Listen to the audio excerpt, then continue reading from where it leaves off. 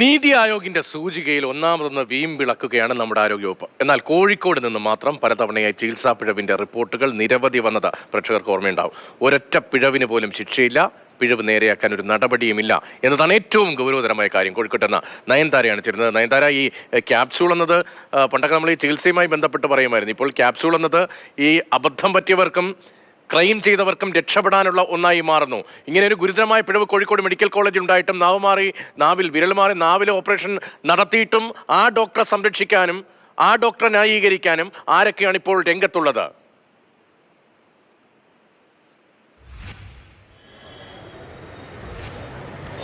രതീഷെ, നമുക്കറിയാം നമ്മുടെ ആരോഗ്യ സംവിധാനം എന്നും മുൻപന്തിയിലെന്ന് പറയുന്നു. ആ ഒരു സമയത്ത് അർഷിനയുടെ ഉൾപ്പെടെയുള്ള കേസുകളൊക്കെ നമുക്കറിയാം. ആ ഒരു വിഷയം സജീവമായി ചർച്ച ചെയ്തിരിക്കുന്ന സമയത്ത് തന്നെയാണ് വീണ്ടും ഒരു പിഴവ് കോഴിക്കോട് മെഡിക്കൽ കോളേജ് ആശുപത്രിക്ക് സംഭവിക്കുന്നത്.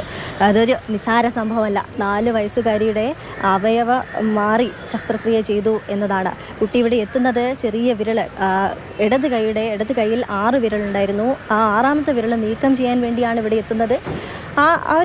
കുട്ടിയുടെ ബന്ധുക്കൾ മനസ്സിലാക്കുകയാണ്. സർജറിക്ക് പോയി തിരിച്ചു കൊണ്ടുവന്നപ്പോൾ ബന്ധുക്കൾ നോക്കുന്ന സമയത്ത് ചെറിയ വിരലിൽ ഒരു സർജറി ചെയ്തതായും കാണുന്നില്ല, മറിച്ച് നാവിനടിയിൽ നിന്നും ചോര വരുന്നത് കാണുന്നു.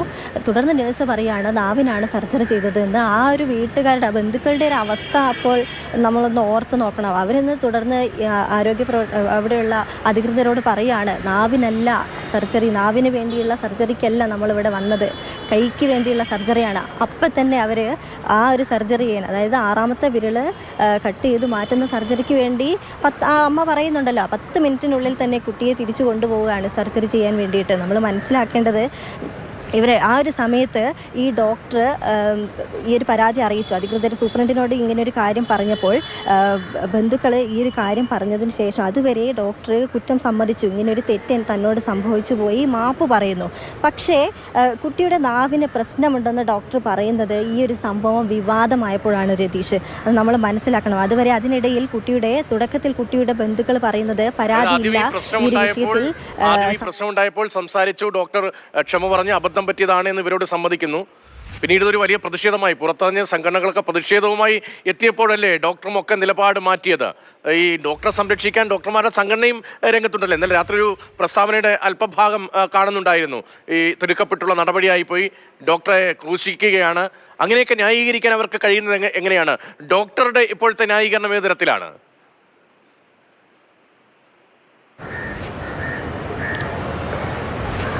ഈ കുടുംബം ഡോക്ടർക്കെതിരെ കോഴിക്കോട് മെഡിക്കൽ കോളേജ് പോലീസിൽ പരാതി നൽകിയിട്ടുണ്ട്. അല്പസമയത്തിനുള്ളിൽ തന്നെ അദ്ദേഹത്തിനെ ചോദ്യം ചെയ്യുമെന്നാണ് രതീഷ് അറിയാൻ സാധിക്കുന്നത്.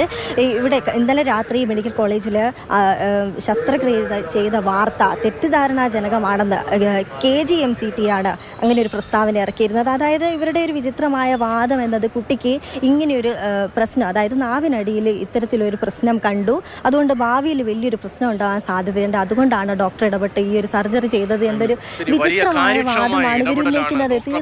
ഉണ്ടായത് എന്താണ് ഡോക്ടർമാരുടെ ഈ സംഘടന അവകാശപ്പെടുന്നത്? ഡോക്ടർ അത്രയും കാര്യക്ഷമമായ ഡോക്ടർമാർ ഉള്ളതുകൊണ്ടായിരിക്കും പെട്ടെന്ന് മറ്റൊരു കാര്യത്തിന് വേണ്ടി ഓപ്പറേഷനായി തിയേറ്ററിൽ കൊണ്ടുപോകുമ്പോൾ അയ്യോ കുഞ്ഞിന് നാവിനും പ്രശ്നമുണ്ടേ, ആദ്യം അത് ചെയ്തേക്കാം എന്ന് പറഞ്ഞ് ചെയ്തതെന്ന് വേണം കരുതാൻ. പക്ഷേ ഇത്തരം സംഭവങ്ങൾ, മണ്ടത്തരങ്ങളും ക്രൈമും ഒക്കെ ഈ ആരോഗ്യ മേഖലയിൽ സംഭവിക്കുമ്പോൾ സാധാരണക്കാരായ നമ്മളടക്കമുള്ള ആളുകൾക്ക്, രോഗികൾക്കുണ്ടാകുന്ന മാനസിക സമ്മർദ്ദം അത് ചില്ലറയൊന്നുമല്ല. ചിലരുടെ പ്രതികരണം കൂടി നമുക്കൊന്ന് കാണാം. ശ്രദ്ധിച്ച് ചെയ്യേണ്ട കാര്യങ്ങളാണ് ഇതൊക്കെ. ഇതിപ്പം വേറൊരാൾക്ക് ചെയ്യേണ്ട ഓപ്പറേഷൻ ആയിരിക്കും ഇപ്പം തിരിച്ച് മാറി ചെയ്തു പോയി. അത് ഡോക്ടറെ പിഴവ് തന്നെയാണ്. ആ പ്രത്യേകം ശ്രദ്ധിക്കേണ്ട കാര്യങ്ങളാണ്. അതെല്ലാം അങ്ങനെ തന്നെയാണ്. തെറ്റുകൾ എല്ലാം പറ്റും, പക്ഷേ ഇത് പ്രത്യേക ശ്രദ്ധ വേണ്ടിയാണ്. ആശങ്കപ്പെടുക, ഇതിപ്പോൾ ഒരുപാട് ജനങ്ങൾ വന്ന് നിൽക്കുന്ന സ്ഥലമല്ലേ. ഡോക്ടർമാരെ ഷീട്ട് നോക്കാത്ത പണിയെടുത്തതാണ് അതിനുള്ള തയ്യാറ്. കൈക്ക് ചെയ്യേണ്ടത് നാവിന്. ആ കുട്ടീൻ്റെ ഭാവി എന്താവുന്നുള്ളത് നമുക്ക് ചിന്തിക്കേണ്ടത്. നാവ് ആയതുകൊണ്ട് സംസാരത്തിലേക്ക് എന്ത് നഷ്ടപ്പെടുമെന്നുള്ളത് നാളെ നമുക്ക് സംഭവിക്കും. അപ്പം എൻ്റെ കുട്ടിയുടെ വെന്റിലേറ്റർ കിടക്കുക, ICUയിൽ നിൽക്കുകയാണ് 52-ൽ. അപ്പോൾ അതിൽ വളരെ ടെൻഷൻ അടിച്ച് നിൽക്കുകയാണ്. ഓരോരുത്തരുടെ കൈവബദ്ധ മറ്റുള്ളവരുടെ ജീവിതത്തിനാണ് വരുന്നത്. എന്തായാലും ഇപ്പോൾ സർക്കാർ ആശുപത്രികൾ, മെഡിക്കൽ കോളേജിൽ, കോഴിക്കോടടക്കം ഇത് ആദ്യത്തെ സംഭവമല്ലല്ലോ. ഇപ്പോൾ കത്രികയടക്കമുള്ള ശസ്ത്രക്രിയാ ഉപകരണങ്ങളുമായി ഒരു സ്ത്രീ വർഷങ്ങളോളം ജീവിക്കുകയും പിന്നീട് അത് കണ്ടുപിടിക്കുകയും അത് നീക്കം ചെയ്യുകയും അവർക്ക് നീതി ഇതാ എന്ന് ആരോഗ്യമന്ത്രി കൊട്ടിഘോഷിക്കുകയും പക്ഷേ നീതി മാത്രം കിട്ടാത്ത സ്ഥിതിയും അവർക്ക് തെരുവിലിറങ്ങി വെയിലും മഴയും കൊണ്ട് സമരം ചെയ്യേണ്ട സ്ഥിതി ഉണ്ടായി. ഐസിയുവിൽ അർദ്ധബോധാവസ്ഥയിലുണ്ടായിരുന്ന ഒരു രോഗിക്ക്, സ്ത്രീക്ക് പീഡനമേറ്റു എന്നത് മാത്രമല്ല, പീഡിപ്പിച്ചയാളെ സംരക്ഷിക്കാൻ വേണ്ടിയാണ് ഇവിടെ യൂണിയൻ നേതാക്കളും മറ്റും ഉണ്ടായതും മുദ്രാവാക്യം വിളിച്ചതും. ഇത്തരത്തിൽ നിരവധി സംഭവങ്ങൾ ഈ കോഴിക്കോട് മെഡിക്കൽ കോളേജിലെ സമീപകാലത്തെ സംഭവങ്ങൾ എടുത്താൽ അവിടെ എന്താണ്, ഒരു മാഫിയയാണോ? അങ്ങനെയാണോ ആ കാര്യങ്ങൾ? ഈ സംഘടനാ നേതാക്കളും ഡോക്ടർമാരും ഒക്കെ ചേർന്ന സംഘം, അതിനെതിരെ ആരും ശ്രദ്ധിക്കരുത്, അവിടെ എന്തുണ്ടായാലും അതെല്ലാം ശരിയാണ് എന്ന് വാദിച്ചുറപ്പിക്കാൻ വേണ്ടി വലിയ രാഷ്ട്രീയ പിൻബലവുമുണ്ടോ ഇവർക്ക്?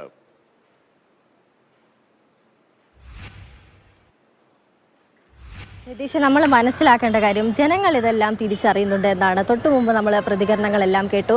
അവർ എണ്ണി പറയുകയാണ് കോഴിക്കോട് മെഡിക്കൽ കോളേജ് ആശുപത്രിയിൽ ഇത്തരം സംഭവങ്ങൾ നടന്നിട്ടുണ്ടെന്ന്. നമ്മൾ അങ്ങോട്ട് ചോദിക്കേണ്ടി വന്നിട്ടില്ല. അർഷിനയുടെ ഉൾപ്പെടെയുള്ള കാര്യങ്ങൾ, അതുപോലെ ICU പീഡന കേസ് ഉൾപ്പെടെയുള്ള കാര്യങ്ങളൊക്കെ അവർ ഇങ്ങോട്ട് പറയുകയാണ്. കോഴിക്കോട് മെഡിക്കൽ കോളേജിനെ സംബന്ധിച്ചിടത്തോളം സാധാരണക്കാരെ ഏറ്റവും കൂടുതൽ ആശ്രയിക്കുന്ന എത്തുന്നൊരു ആശുപത്രിയാണ്. അപ്പോൾ അവർക്കിടയിലുള്ളൊരു ആശങ്കയുണ്ടല്ലോ. ഇങ്ങനെയൊരു സംഭവം 2 സംഭവങ്ങൾ മുമ്പ് നടന്നു. ഇന്നലെ ഈ ചെറിയൊരു 4 വയസ്സുകാരിക്ക് ഇത്തരത്തിലുള്ളൊരു സംഭവം നടക്കുന്നു. അവർക്കിടയിലുള്ള ഒരു ആശങ്ക ചെറുതൊന്നുമല്ല. അവർ തൊട്ട് മുമ്പ് നമ്മളോട് പ്രതികരിച്ചല്ലോ, ഇങ്ങനെയൊന്നും സംഭവിക്കാൻ പാടില്ല, എന്ത് ധൈര്യത്തിലാണ് നമ്മളെപ്പോലുള്ള സാധാരണക്കാർ ഇവിടെ എത്തുന്നത് എന്ന തരത്തിലുള്ള ചോദ്യങ്ങളൊക്കെ അവരിങ്ങോട്ട് ചോദിക്കുന്നു. ഈ ചോദ്യങ്ങൾക്കൊക്കെ ആരോഗ്യവകുപ്പ് ഉത്തരം നൽകേണ്ടിയിരിക്കുന്നു രതീഷെ. തൊട്ട് മുമ്പുള്ള പ്രതികരണങ്ങൾ നമ്മുടെ ആരോഗ്യമന്ത്രി ഉൾപ്പെടെയുള്ളവർ കേൾക്കുകയാണെങ്കിൽ അതിനുള്ള ഉത്തരങ്ങൾ ഇവർ നൽകേണ്ടിയിരിക്കുന്നു എന്ന് തന്നെ പറയേണ്ടിയിരിക്കുന്നു. പിന്നെ മറ്റൊരു സംഭവം എന്ന് പറയുന്നത്, രതീഷ് പറഞ്ഞ പോലെ തന്നെ നമ്മുടെ ഈ ആരോഗ്യ സംവിധാനത്തിൽ ഇവിടെ നിരന്തരം അടിക്കടി പിഴവുകൾ സംഭവിക്കുന്നു. ഇതിനെ ന്യായീകരിക്കുകയല്ലാതെ മറ്റൊരു നടപടി ഉണ്ടാവുന്നില്ല. ഹർഷിനെ പോലുള്ളവർ വർഷങ്ങളായി നീതിക്ക് വേണ്ടി തെരുവിലിറങ്ങുന്നു. അതുപോലെ ICU പീഡന കേസിലുള്ള അതിജീവിത ഇപ്പോഴും കഴിഞ്ഞ ദിവസം വരെ നീതിക്ക് വേണ്ടി പൊരുതുകയായിരുന്നു. അവിടെയും പ്രതിയായ ആളെ സംരക്ഷിക്കാൻ വേണ്ടിയുള്ള നടപടികളാണ് ഇവിടെ നടന്നുകൊണ്ടിരിക്കുന്നത്. ഇവിടെ ഇരയാക്കപ്പെട്ട ആളുകൾക്ക് നീതി ലഭിക്കുന്നില്ല എന്ന് തന്നെ വേണം നമുക്ക് മനസ്സിലാക്കാൻ രതീഷ്. എന്തായാലും അത്യന്തം ഗൗരവതരമായ വീഴ്ചയുണ്ടായിട്ടും ആരോഗ്യമന്ത്രി ഉൾപ്പെടെയുള്ള സംവിധാനങ്ങൾ അനങ്ങുന്നില്ലേ എന്ന സുപ്രധാനമായ ചോദ്യമാണ്. നമ്പർ 1 കേരളം, നമ്പർ 1 ആരോഗ്യം എന്ന് നമ്മൾ ദീർഘകാലമായി കൊട്ടിഘോഷിക്കുന്നതാണ്. ദീർഘകാലത്തെ ഇടപെടലുകൾ കൊണ്ട് നമ്മൾ നേടിയെടുത്ത ഒരു നേട്ടമായിരുന്നു കേരള മോഡൽ ആരോഗ്യം എന്നത്. പക്ഷേ അത് തുലാസിലായി, അത് വളരെ മോശപ്പെട്ട അവസ്ഥയിലേക്ക് താഴ്ന്നു പോകുന്നു എന്നതിൻ്റെ തുടർച്ചയായ സൂചനകളാണ്, തുടർച്ചയായ തെളിവുകളാണ്, ഉദാഹരണങ്ങളാണ് ഓരോ സർക്കാർ ആശുപത്രിയിൽ നിന്നും വരുന്നത്.